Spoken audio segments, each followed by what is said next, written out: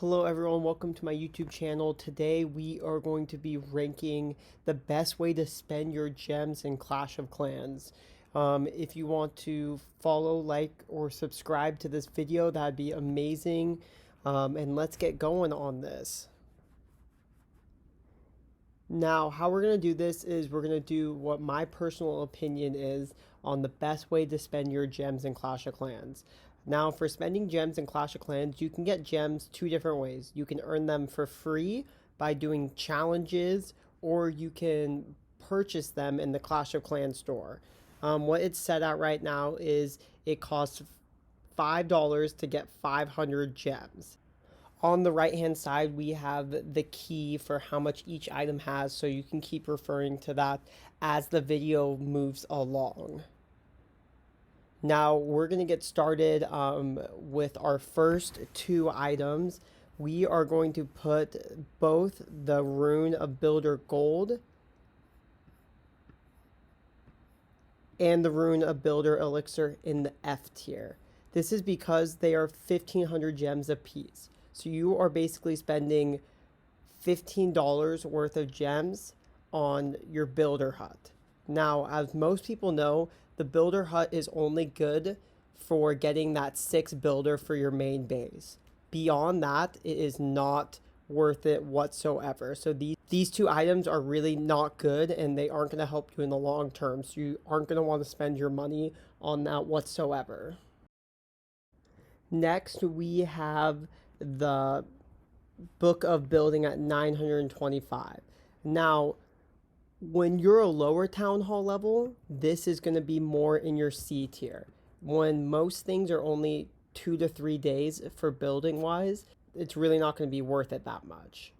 Now, when you get to higher levels, such as Town Hall 14 and 15, when things take 14 days to complete, this goes straight into S tier. It is completely worth the 925 gems you would spend to complete something within 15 days.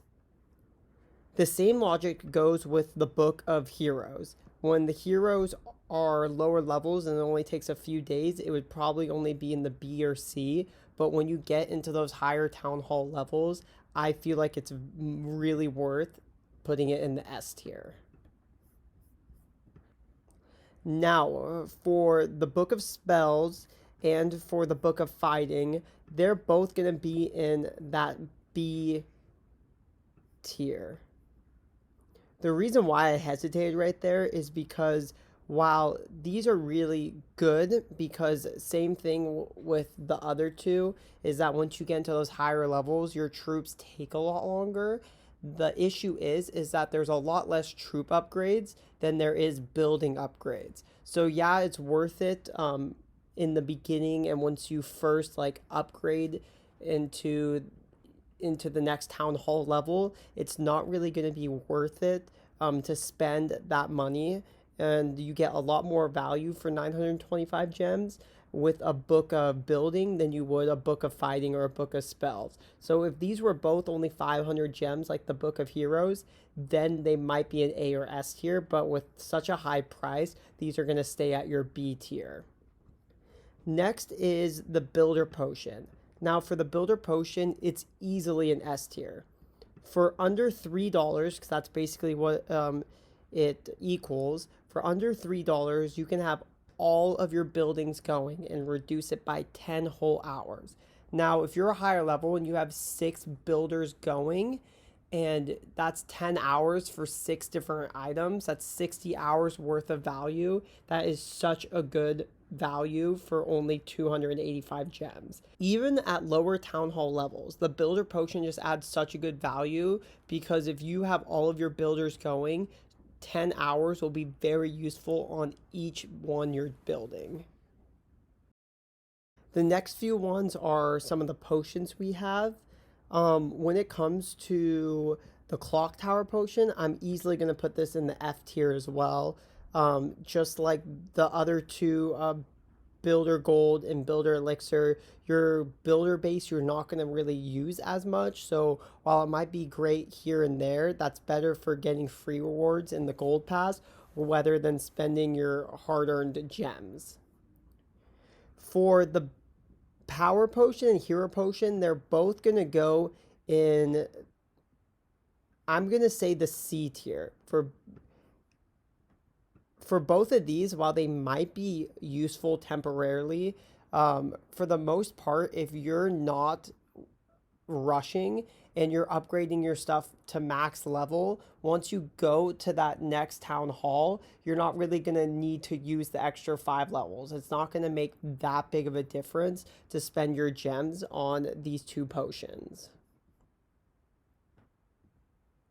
Now, the research potion, I'm actually going to put in the A tier because while it does a pretty similar job as the Book of Fighting and the Book of Spells, the research potion is a lot cheaper. So for this one, you can get probably about 7 research potions for every 1 book of spells. So you can use that a lot more effective. You can still get 7 days worth than spending it on a book of spells or a book of fighting. So the research potion just goes in that A tier because it's a lot better value than the book of fighting or the book of spells.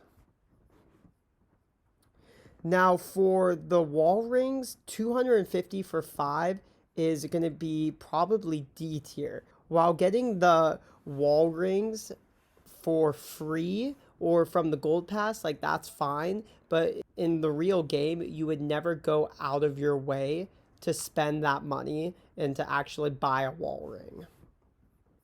Next, the resource potion, while it can be useful if you're trying to get some good loot, I'd probably put it at C tier as well.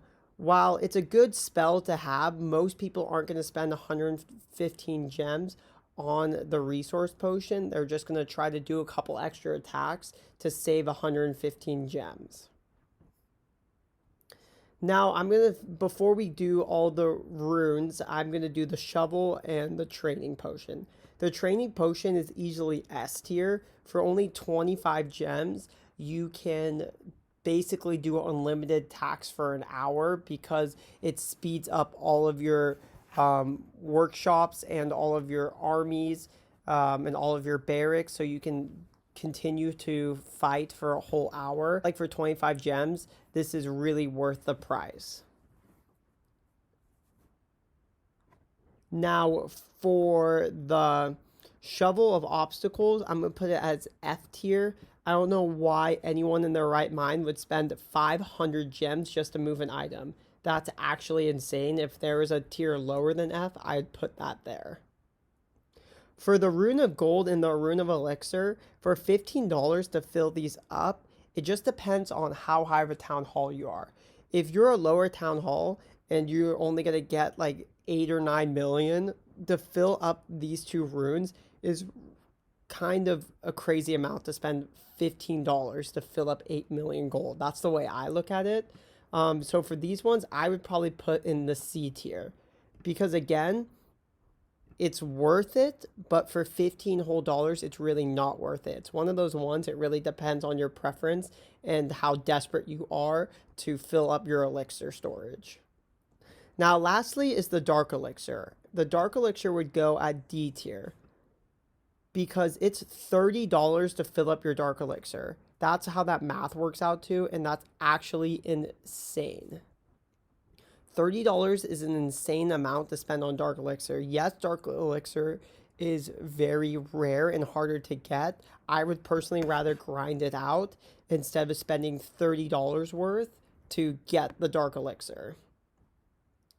Now, here is my rankings for all of the items you can purchase with gems and how well I think you should spend your money. I think it's worth it to get the Book of Building, to get the Book of Heroes, to get the Builder Potion, and get the Training Potion. And that's why it's in the S tier. The A tier is just going to be the Research Potion.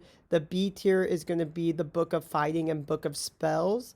The C tier is going to be the Book of Heroes, the Book of Power, both gold and elixir ruins, and then the resource potion. In D tier, it's going to be the wall ring and the rune of dark elixir. And in the F tier, it's going to be the rune of builder gold, rune of builder elixir, the clock tower potion, and then lastly, the worst of all, the shovel of obstacles. Thank you so much for watching this video. I really hope you enjoyed it. Please feel free to like, follow, and subscribe for more Clash of Clans content. I hope you have a great rest of your day. Bye.